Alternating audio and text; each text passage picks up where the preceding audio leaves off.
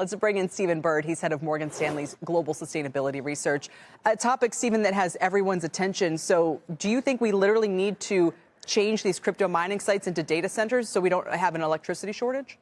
It would be a big part of the solution to get enough power to these AI data centers. The problem is it's a very high-class problem, but these Bitcoin mining companies have two very attractive decisions. They can use their power to mine Bitcoin at record profits, or they can get paid very handsomely to convert those sites essentially to data centers. So it's frankly a little challenging to figure out which direction they'll go. So far to date, the companies in the Bitcoin world that have converted, like Core Scientific, have been richly rewarded. You can take a look at their stock price chart. Core Scientific is a good example of what we think could happen.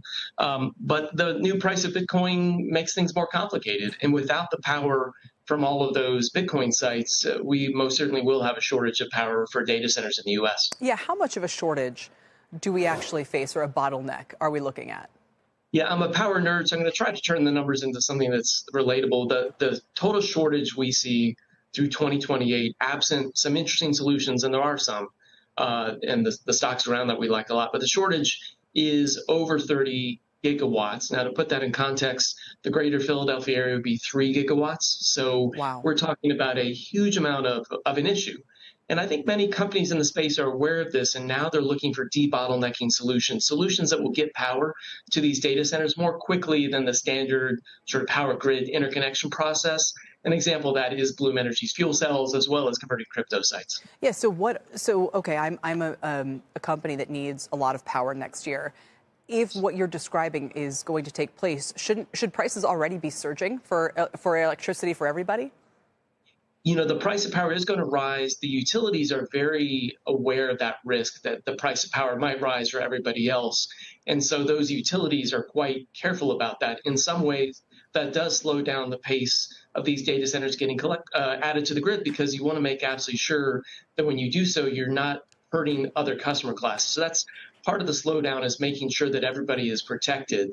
For those data center companies, or the hyperscalers, the Microsofts of the world, those companies will be willing to pay a large premium for the price of power to get connected earlier. We've already seen some signs of that. Some of those deals have been at multi-100% premium for the price of power. I think we'll see more of those. Yeah, I think you and I both know that the day that consumer bills start increasing because of data center demand is the day that there is a massive political problem on our hands, and a problem that would need to be solved urgently. That, to your point, you can't really bring some of these assets online that quickly. So what are some of the other options, and how, let's say they say, okay, I'm going to turn to Bloom Energy. I mean, is that really, can they scale enough to meet that potential demand?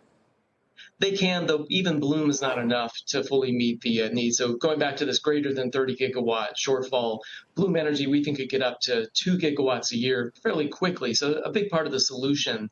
And it is pretty valuable. So, for example, if you were not to use something like Bloom, you just went to an average U.S. grid, it used to be 2 years, 3 years to connect to the grid. Now, in many cases, it's 4, 5, 7 years, sometimes 10 years to connect. So you need something faster. But if I tally up all the sort of debottlenecking solutions, Bloom could be 7, 8 gigawatts over the next several years, which would be tremendous for that stock. The crypto world, if we saw a lot of conversions, could be above 10 gigawatts, but I doubt we'll see that many because the price of Bitcoin is so high. We'll see quite a few nuclear deals where you build data centers at nuclear plants, and you also agree to build new nuclear as well. So nuclear is going to be a big part of the solution. And we will see some natural gas solutions. So, for example, in West Texas, where there's a lot of gas, you could see new gas turbines powering very large data centers. Absolutely.